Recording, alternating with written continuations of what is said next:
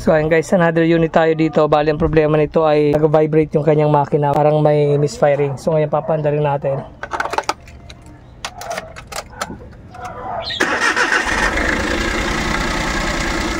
Yan o, palyado yung makina. Palyado siya.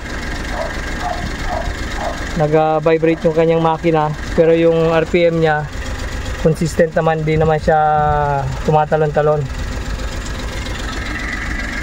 So ayan, check natin kung anong problema. Check natin kung may misfiring siya. Hugutin natin isa-isa.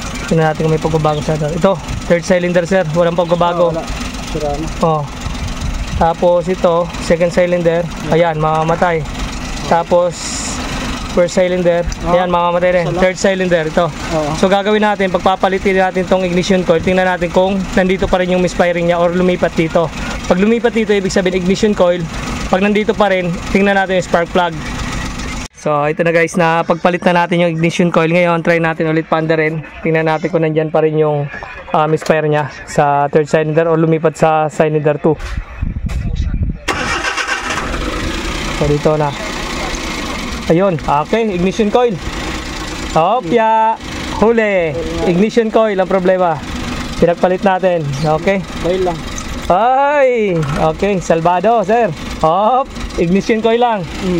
Alright, ignition coil ang findings sa misfiring. Okay. So ito guys, papalitan natin ng ignition coil NL2. So check natin kung mawawala na yung misfiring. Pag nawala na yan, okay na, solve na. So ilalagay natin dito. Yan. Sa cylinder 2. Okay. Tapos start natin. Pag nag-iba yung andar, ibig sabihin okay na. So, wala nang misfiring. So ngayon, check natin isa-isa.